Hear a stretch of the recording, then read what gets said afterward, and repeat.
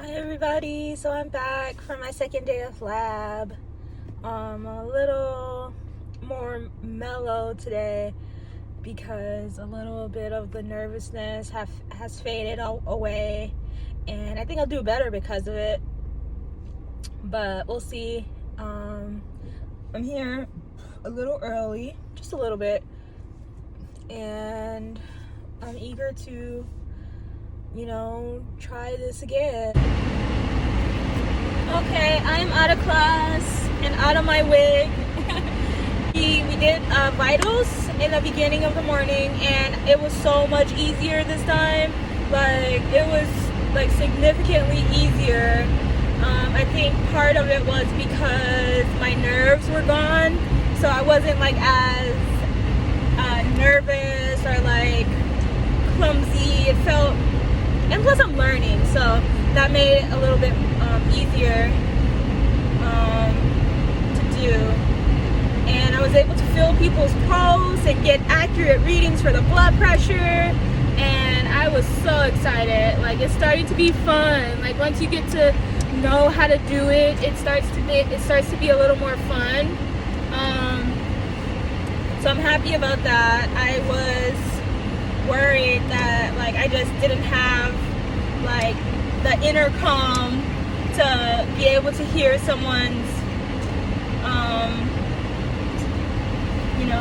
or do someone's blood pressure, but yeah, apparently I do, and it is not as hard as it seems. I'm pulling into Starbucks right now, so hold on. Okay, so yeah, I've started drinking iced Americanos because like I don't really care for the taste of coffee anymore.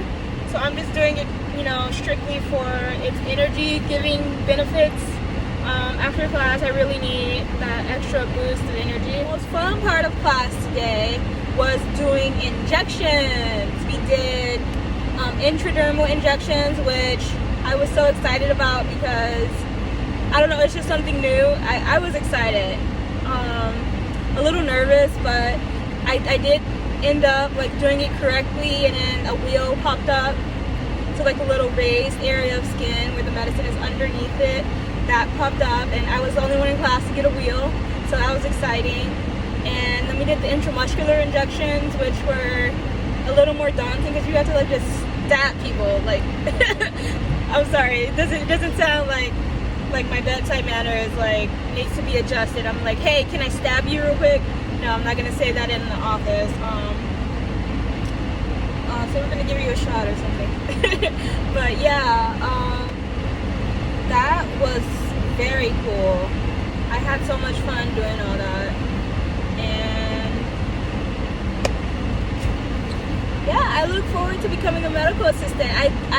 It seemed kind of lofty, like, am I gonna remember how to do all this stuff? Am I gonna learn? Am I gonna be able to, put this into practice? But I'm so glad that we got to go in because I am doing all that, and it's awesome. Third week?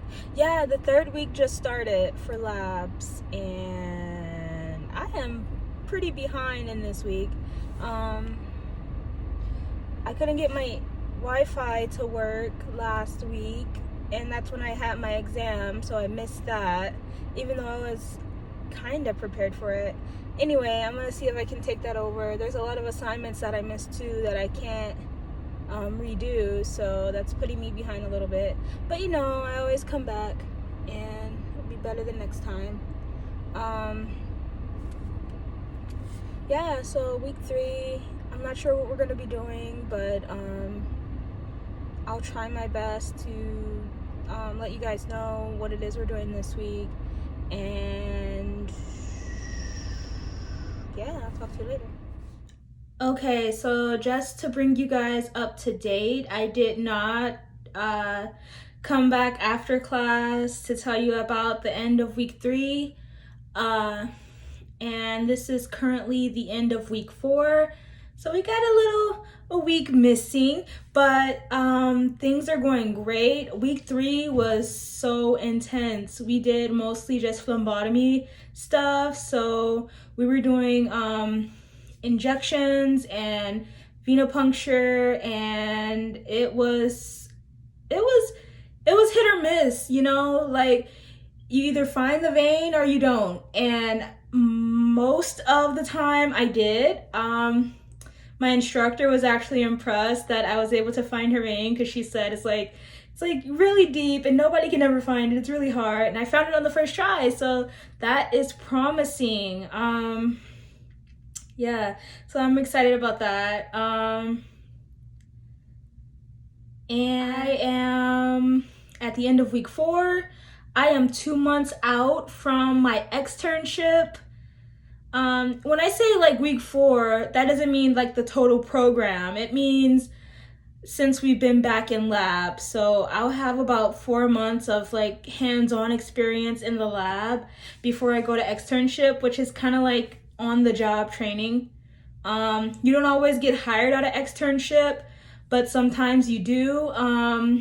With my program, a lot of people that went to my school, they are getting hired out of externship, so that is also promising.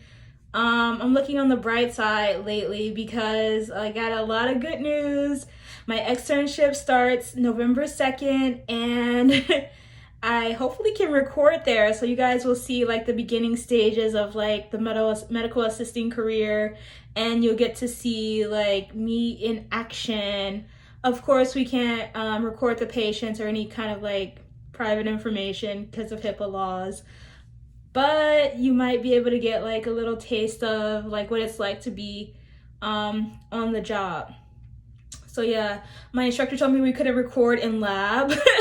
I don't know how other schools work. I've seen some videos here on YouTube where people are like in the lab just doing procedures and they're just recording, going for it. And I'm like, okay. She's like, yeah, some guy got kicked out of school because he was recording in the lab. I was like, yeah, I don't want that to happen. So if you don't see any kind of like the hands-on stuff and you just hear me talking about it, it's because we can't record on lab. And yeah, maybe during the externship, you can see like little bits and pieces of that. So yeah, 3rd week was awesome and intense. I got a lot of good hands-on training. Me and this other girl in my class are going to go for the phlebotomy certification as soon as we can. We're probably going to do a lot of self-study, but for medical assisting, you get a lot of practice in phlebotomy too.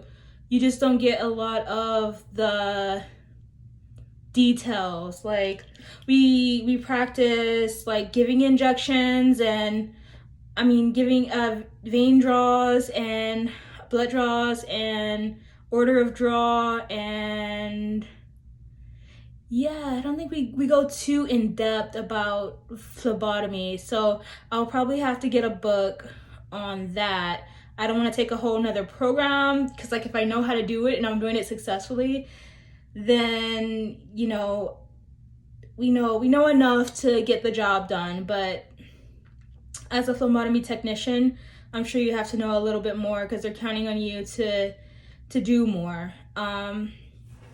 Yeah, and I also want to do an EKG technician. There's so many things you can do as a medical assistant. You can get certified in phlebotomy, EKG. You can get certified as a clinical or administrative medical assistant. And you can also get all of your Red Cross training, like your disaster, what to do in the case of a disaster. I'm forgetting the name of the certifications, but Red Cross does a lot of certifications. Of course, you have to do the CPR. That's part of our program. We have to do the CPR and defibrillator training. Yeah, so there's a lot of things that you can do as a medical assistant to make you look competitive on paper. Of course, your personality and your work ethic is going to shine through during your externship.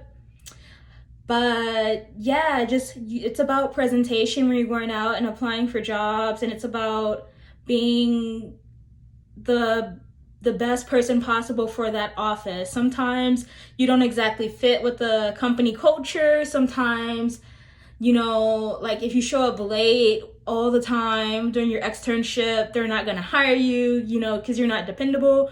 But yeah, it's about putting your best foot forward during those externships, and maybe you'll get hired.